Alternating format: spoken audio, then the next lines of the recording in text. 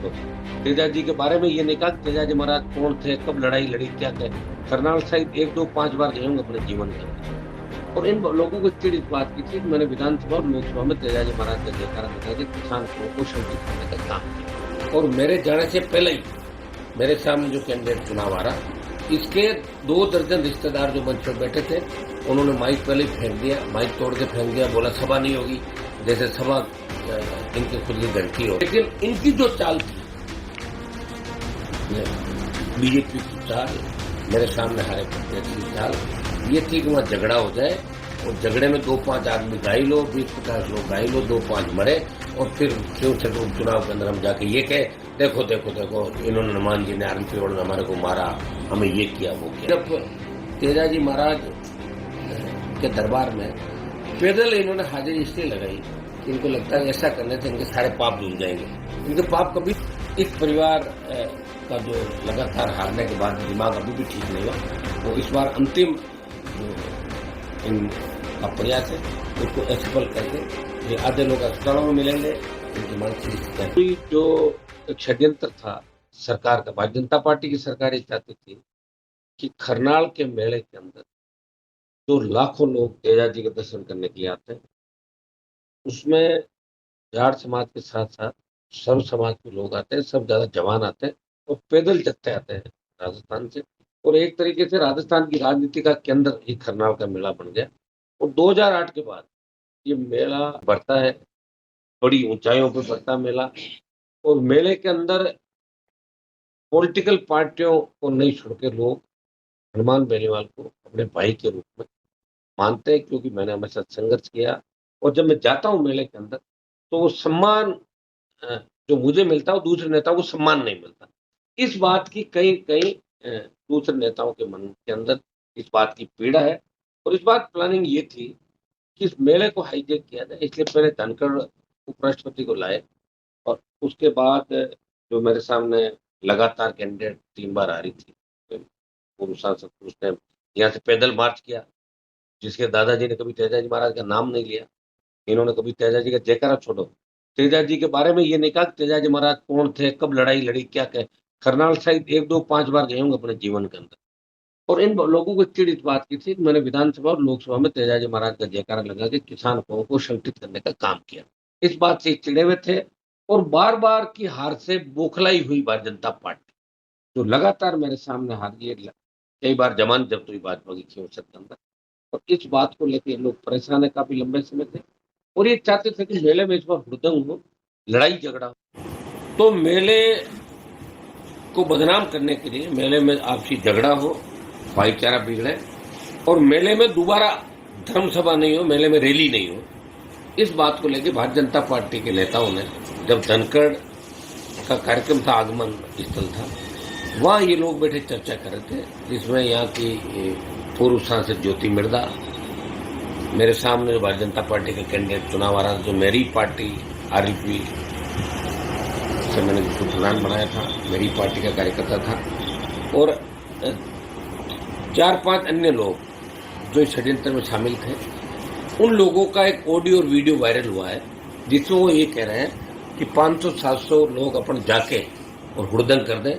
मजा तो जब आए जब मीटिंग को होना ही नहीं दे, और ये तो बाहर के लोग आते हैं, कचरा आता है। अब आप बताइए, तेजा जी के भक्तों, तेजा भक्तों को कचरा कहना ये अच्छी बात है? ये भारतीय जनता पार्टी की परंपरा है क्या? ज्योति मिर्दा और जो मेरे सामने चुनाव लड़ा प्रत्याशी, इन समाज के हमारे तेजा भक्तों को कचरा कह के, बाहर के लोग कह के, क्या तेजा जी महाराज को वो ऊंचाई मिल सकती है जो पूरे भारत के अंदर प्रत्येक 5000 मंदिर पिछले 8 के बाद 15 साल के अंदर 5000 मंदिर बने। ये जो इसके चाचा जिस तरह की गालियां बकते हैं, जिस तरह की बात करते हैं, जिस तरह के इनके संस्कार है परिवार के, उसे देख के मुझे नहीं लगता कि इनकी यहाँ कोई पार पड़ेगी। और जो ये लड़ाई कराना चाहते थे, तेजा जी के भक्तों ने उस व्यवस्था को यहाँ फेल कर दिया। और मेरे जाने से पहले ही मेरे सामने जो कैंडिडेट चुनाव आ रहा, इसके 2 दर्जन रिश्तेदार जो मंच पर बैठे थे, उन्होंने माइक पहले ही फेंक दिया, माइक तोड़ के फेंक दिया, बोला सभा नहीं होगी, जैसे सभा इनके खुद के घर की हो। जब घर की सभा उसको आदमी नहीं रोक सकता। तो लाखों लोग थे जो सिर्फ यही चाह रहे थे कि हनुमान बेनीवाल आए, उसको हम सुने, इसके लिए वो लोग वेट कर रहे थे। मैं वहां गया, मैंने व्यवस्था को संभाला और मैंने कहा भाई कोई झगड़ा नहीं करेगा, मैंने मेरी बात कही और इन लोगों को भी मैंने सुरक्षित उतारने का प्रयास किया। मंच में छुपे बैठे थे, डूब के बैठे थे, डरे हुए। और मेरे जाने के बाद मैंने सुना कि कुछ पथराव भी हुआ और कुछ लोग चोटिल हुए। तो ये मेरे जाने कि जब मैं मेला के अंदर स्पीच दे के बाहर आ गया था उसके बाद की घटना है, लेकिन वो गंभीर घटना नहीं थी, ये छोटी मोटी घटना थी। लेकिन इनकी जो चाल थी, बीजेपी की चाल, मेरे सामने हारे प्रत्याशी की चाल, ये थी कि वहाँ झगड़ा हो जाए और झगड़े में 2-5 आदमी घायल हो, 20-50 लोग घायल हो, 2-5 मरे और फिर खींवसर उपचुनाव के अंदर हम जाके ये कहे देखो देखो देखो इन्होंने हनुमान जी ने आरपी ने हमारे को मारा, हमें ये किया वो किया। लेकिन तेजाजी महाराज ने इनकी बात को असफल कर दिया। जो राजस्थान तक आज तक ने और दूसरे चैनलों ने, सोशल मीडिया के प्लेटफॉर्म ने जिस वीडियो को और जिस ऑडियो को वायरल किया, उसके बाद इनकी पोल पट्टी खुल गई और ये खलनायक साबित हो गए। पूरे राजस्थान और देश को पता लग गया कि इन लोगों की बड़ी साजिश थी, इसमें भजनलाल सरकार शामिल थी, इंटेलिजेंसी को इनपुट था कि मेले के अंदर झगड़ा हो सकता है। सांसद मेले के अंदर आ रहे, सांसद की सुरक्षा को लेकर कुछ भी नहीं किया, लेकिन तेजाजी के भक्तों ने मेरी सुरक्षा करी। ये सारी चीज आप जानते हैं। मेरे पे बाड़मेर के अंदर भी हमला हुआ था, उस समय कांग्रेस की सरकार थी। रोटवाड़ा के अंदर हमला हुआ, बाड़मेर में दोबारा हमला हुआ, लेकिन हमेशा तेजाजी महाराज के आशीर्वाद से मेरा बाल बांका नहीं हुआ। और ज्यादातर हमला करने वाले हमलावर अपने आप वहां से भाग जाते हैं या खदेड़ दिए जाते हैं। उस मेले के अंदर भी यही बात, जो प्लानिंग थी वो फेल हुई और तेजाजी के भक्तों ने इनकी इस करतूत को फेल कर दिया। कहीं न कहीं तेजाजी महाराज की कृपा थी कि अगर वो वीडियो और ऑडियो आप लोगों के हाथ नहीं लगता तो ये बात दबी रह जाती, इतिहास बन के रह जाती कि मेले का माहौल बिगाड़ने का काम किसने किया और मेले में गुंडागर्दी किन के रिश्तेदारों ने की, माइक उखाड़ के किसने फेंका, पत्थर किसने फेंकवाए और मेले के अंदर सभा नहीं करने के लिए 500 युवक भेजने की बात किसने करी। सरकार के नुमाइंदे जहाँ एसपी कलेक्टर भी बैठे थे, उनके सामने षड्यंत्र रचा गया। उसके बावजूद जाम लगे हुए थे। जब मैं गया था किस तरह के हालात थे, बहुत भयावह हालात हो जाते अगर मैं स्थिति को जाके नहीं संभालता। मैंने 2 लाख लोगों को संभाला, उनको सुरक्षित लाया और किसी तरह की अप्रिय घटना नहीं होती। तेजाजी महाराज का आशीर्वाद है, क्योंकि 5-5 लाख की रैलियां राजस्थान के अंदर करी, कभी हमारी रैलियों के अंदर किसी तरह की अप्रिय घटना नहीं हुई।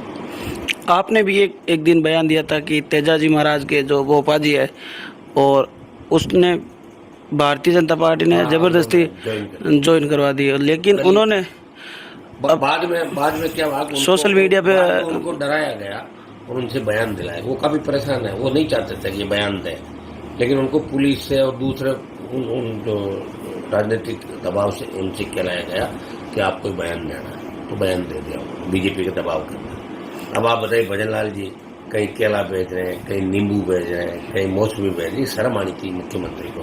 ये इस तरह थोड़ी होता है कि चाहे आपके अगर आस्था है तो आप अपना काम करो, आस्था दूसरे लोग करें, तो वह क्या राजनीति करो आप मंदिरों के अंदर।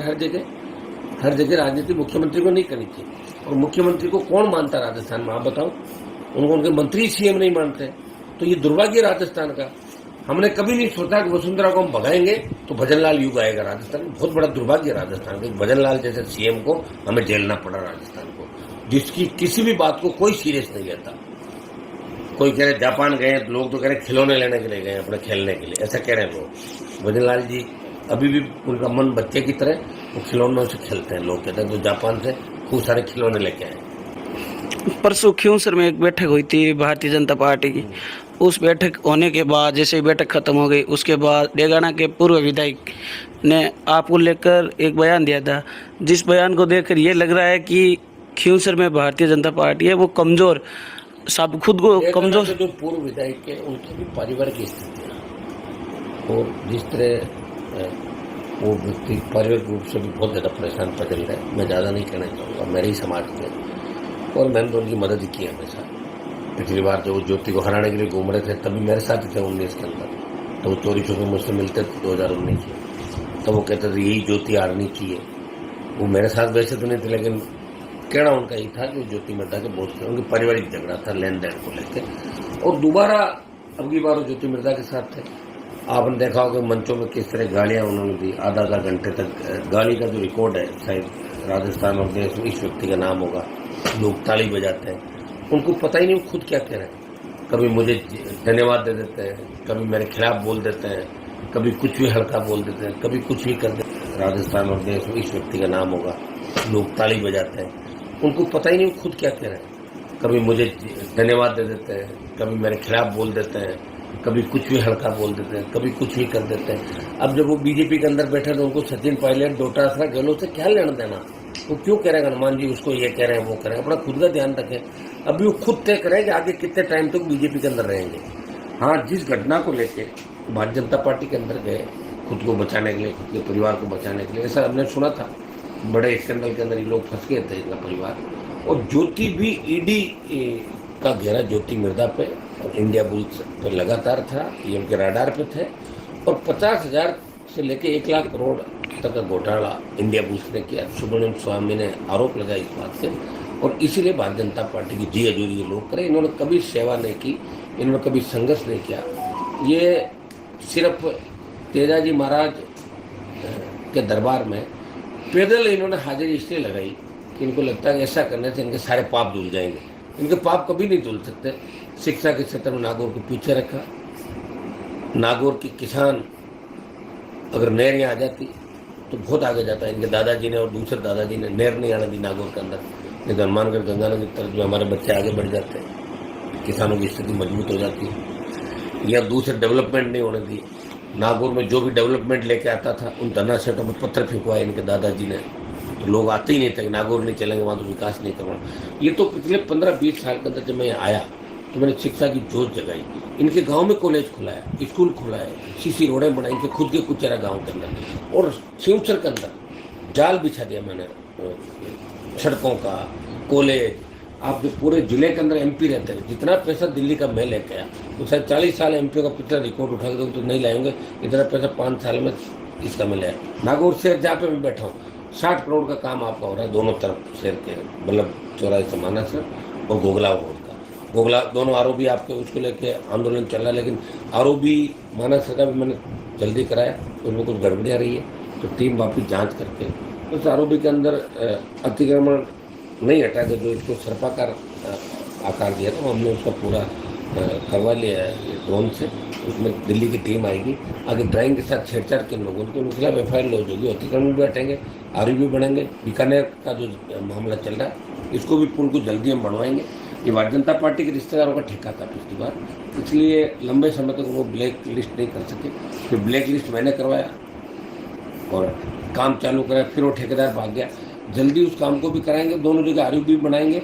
नागौर के बचे हुए जो काम है, चाहे अट्यासन से आपका बल्लभ ये मुंडवा तिराया, मानासर से लेके बाईपास जो अपना चलता है, पुराने बाईपास से लेके कृषि मंडी, ये तीनों चारों जो फ्लाईओवर है गोगलाव का, और नागौर में बेस्ट मैं क्या करवा सकता हूँ एज MP, तो मैं पूरा प्रयास कर रहा हूँ। क्योंकि मैंने प्रयास किया, नागौर को सम्मान देश में दिलाया, इसमें कोई दो राय नहीं। इनके कहने से कुछ नहीं होता। इनके तो आप पार्टी बनाने के बाद इनमें पार्टियों में बदलने के अलावा कुछ नहीं, कभी एक पार्टी कभी दूसरी। अभी भी 2-3-4 पार्टियों में सारा परिवार है। एक कांग्रेस में बैठा है, एक बीजेपी में बैठा है, एक कोई RLP के अंदर भी घुसने की कोशिश करेगा, चौथा इधर करेगा। इनको अगर मैं कल कह दूँ कि मैं RLP चुनाव लड़ा दूँगी, आधे लोग ज्वाइन कर लेंगे, RLP कर लेंगे, क्यों सर लड़ने मरते हैं MLA बनने के लिए। MLA MP बनने के लिए कुछ भी कर सकता है, ये कहीं भी जाके किसी के पैरों में पड़ सकते हैं। आप इनको मैंने देखा, इनकी हिस्ट्री देखी मैंने सारी, इनका इतिहास ही रहा। इनको पद चाहिए, इनको सत्ता चाहिए, और सत्ता के खातिर ही मुझे छोड़ के जो व्यक्ति गया मेरे सामने चुनाव आ रहा, वो ज़्यादा सत्ता जल्दी चाहता था। बाकी मैंने तो प्रधान बनाया था उसको, उसके घर में कोई प्रधान थोड़ी था कभी रहा कोई, मैंने ही प्रधान बनाया, मैंने उसका एम्पायर खड़ा करवाया सारा। 1997-98 का दौर देखोगे तो सबको पता क्या स्थितियाँ थी, क्या हालात थे। लेकिन हमने तैयार किया और दुश्मनों के साथ जाके वहाँ मिल गए। बजरी माफिया के हाथों चले गए सारे लोग, और बजरी माफिया ने वो लड़ाई का फ़ायदा उठाया और मेरे लोगों को तोड़ा, प्रयास किया, और पैसे और धनबल के दम पे कुछ वोट इन्होंने पिछली बार हासिल कर ली, और ये टक्कर में आ गए। तो ये गलतफहमी इन लोगों को, इस बार उपचुनाव होगा तो मैं सारी गलतफहमी निकाल दूँगा एक साथ, एक झटके में सबकी।